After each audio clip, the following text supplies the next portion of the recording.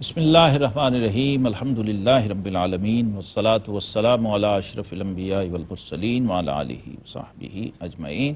ناظرین مکرم، سورہ المائدہ اور چھٹا پارہ اور چوتھے ربع کا تفسیری خلاصہ آپ کی خدمت میں آج پیش کیا جائے گا۔ ایمان والوں سے خطاب ہے، یا ایھا الذین آمنوا، تم میں جو کوئی اپنے دین سے پھرے گا تو عنقریب اللہ ایسے لوگ لائے گا کہ وہ اللہ کے پیارے اور اللہ ان کا پیارا، مسلمانوں پر نرم اور کافروں پر سخت، اشداء علی الکفار رحماء بینہم، یہ مسلمانوں کی مستقل صفت اور وصف قرآن پاک نے بیان کیا ہے۔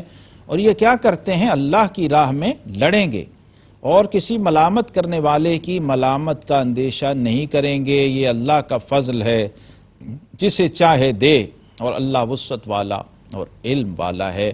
جو لوگ دین چھوڑتے ہیں وہ سمجھتے ہیں شاید ہم دین کو نقصان پہنچا رہے ہیں یا دین والوں کو نقصان پہنچا رہے ہیں یا اللہ اور اس کے رسول صلی اللہ علیہ وسلم کو معاذ اللہ اس پر کوئی خسارہ ہوگا۔ یہاں پر وہ شان بے نیازی کا عظیم الشان مظاہرہ ہے۔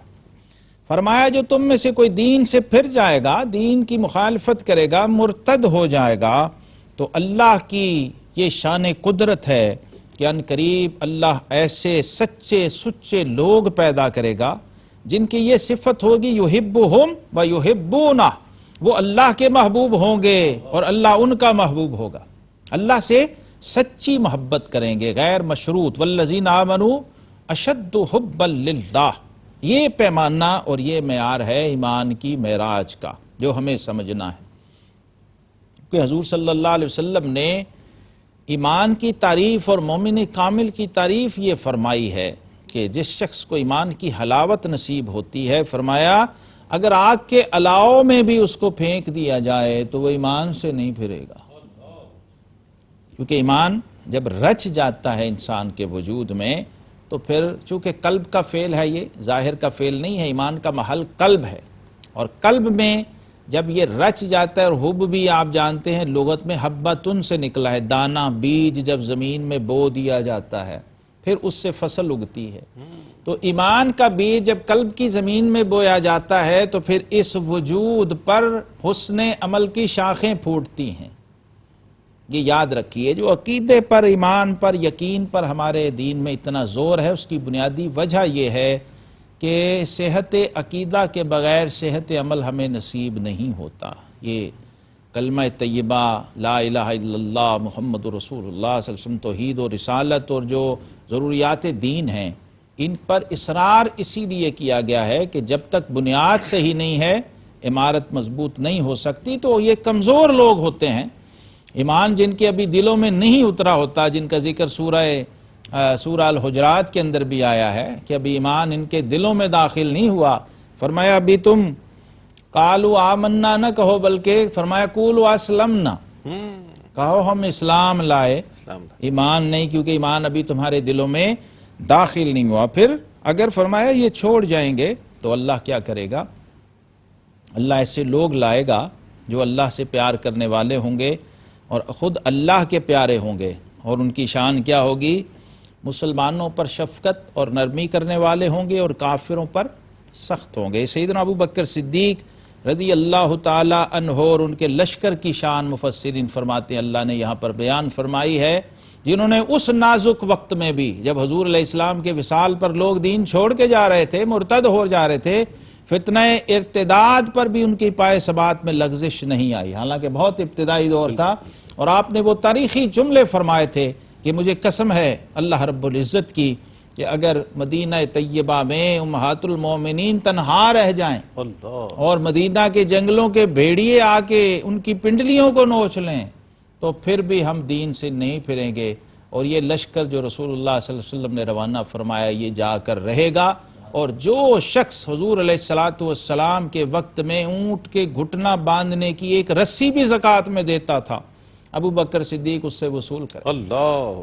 ان الذین قالوا ربنا اللہ ثم استقاموا کا مظہر تھے یہ لوگ، اور اس کی تفسیر تھے، اس لیے اللہ نے سراہا، فرمایا چھوڑ کر جانے والو تم جاتے ہو تو جاؤ، ہمیں تمہاری ضرورت نہیں ہے، ہمارے لیے یہ چاہنے والے کافی ہیں۔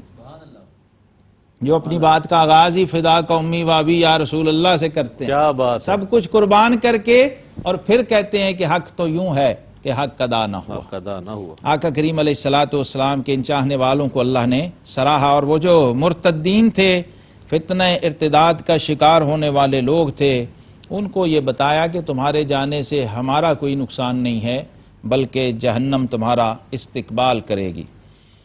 اب سورہ مائدہ آیت نمبر 55 ناظرین مکرم، بہت ہی اہم ترین مضمون اس آیت کے اندر بیان ہوا۔ انما ولیکم اللہ ورسولہ والذین آمنوا، فرمایا اے ایمان والو تمہارے دوست کون ہیں؟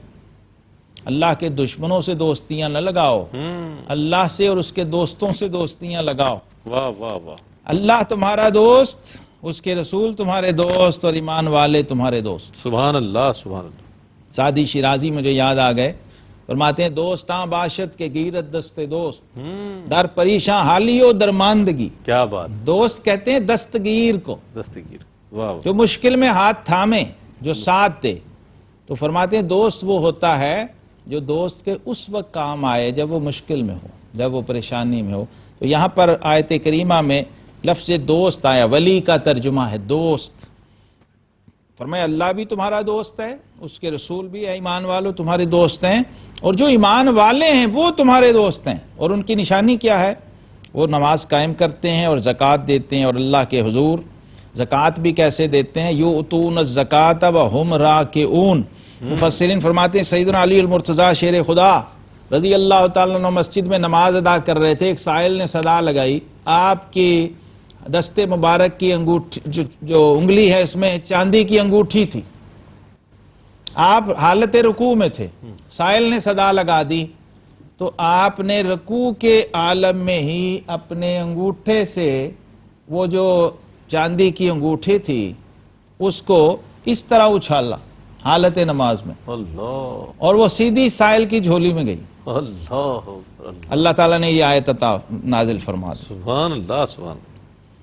وَيُؤْتُونَ الزَّكَاةَ وَهُمْ رَاكِعُونَ، فرمایا وہ رکوع کے حال میں بھی سخاوت کر رہے ہوتے ہیں، صدقہ دے رہے ہوتے ہیں۔ شاید ہی ایسی نماز کائنات میں کسی نے پڑھی ہو کیا بات، جس نے دوران نماز زکوٰۃ ادا کی ہے، اللہ، حالت رکوع میں زکوٰۃ ادا کی، اور رب کائنات نے اس کو قرآن کی آیت بنا دیا، اور یہ بتا دیا کہ علی حالت نماز میں بھی ہو تو ایمان والو تمہارے کام آ سکتا ہے، تمہارے لیے مشکل کشا ہو سکتا ہے، تمہاری ضروریات کو پورا کر سکتا ہے۔ کوئی مشکل میں ہے تو اس کی مشکل کشائی حالت نماز میں بھی فرما رہا۔ سبحان اللہ سبحان اللہ۔ اس لیے فرمایا ایمان والو لا تتخذوا الذین اتخذوا دینکم ہزوا، ایسے لوگوں سے دوستیاں نہ لگاؤ جو دین کا مذاق اڑاتے ہیں، جو دین کے دشمن ہیں، دین کا اور دینداروں کا ٹھٹھا کرتے ہیں، مذاق اڑاتے ہیں اور چیلنج کرتے ہیں، ان سے تعلق اور دوستی نہ بناؤ، کیونکہ ان لوگوں کا ایک مستقل رویہ تھا۔ جب زد پڑی، اسلام آیا نا، اسلام دیکھیے قرآن نے بتایا کل جاء الحق وزہق الباطل ان الباطل کان زہوقا، فرمایا جب حق آتا ہے تو باطل خود بخود مٹ جاتا ہے، اور باطل ہے ہی مٹنے کے لیے۔ تو جب اسلام آیا اور آقا کریم علیہ السلام کا نور نبوت اور رسالت عرب میں چمکا اور مدینہ طیبہ کو نوازا، تو یہ جو یہود تھے، ان کے مذہبی، نظریاتی، معاشرتی اور ان کے معاشی سود خوری کا سارا سسٹم جو تھا وہ ڈیمیج ہو گیا۔ تو ان لوگوں نے یہ کہنا شروع کر دیا، ایک یہودی جس کا نام فخاس یہودی تھا، اس نے کہا کہ معاذ اللہ ثم معاذ اللہ ید اللہ مغلولۃ، انہوں نے کہا کہ اللہ کا ہاتھ بندھا ہوا ہے، یعنی اللہ تبارک و تعالیٰ نے ہمیں رزق دینے سے ہاتھ کھینچ لیا ہے۔ اللہ تبارک و تعالیٰ براہ راست اعتراض کر دیا، تو اللہ رب العزت نے فرمایا غلت ایدیہم ولعنوا بما قالوا، فرمایا ان قریب ان کے ہاتھ خود بخود بند جائیں گے، اللہ، اور ان پر اس قول کی وجہ سے لعنت کی جائے گی۔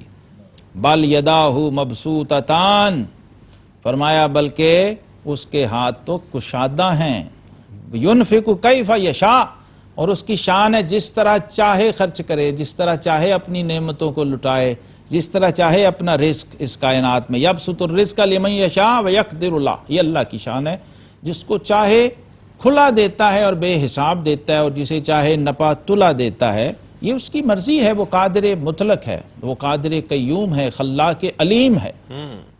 کوئی بندہ یا کسی کا پروپیگنڈا سیاسی طور پہ یا ایکسپلائٹیشن کے انداز میں وہ دنیا میں کسی کو تو کسی سسٹم کو متاثر کر سکتا ہے۔ اللہ تبارک و تعالیٰ تو وراء الورا وراء الورا وراء الورا ہے، اور مبرہ منزہ اور بے نیاز ہے اس قسم کے پروپیگنڈوں سے۔ ہاں، اس سے لینا ہے تو جھک کے ہاتھ پھیلا کے عاجزی، تواضع اور خشوع سے مانگو تو وہ تمہاری طلب سے بھی سوا عطا کرتا ہے، طلب سے بڑھ کے عطا کرتا ہے۔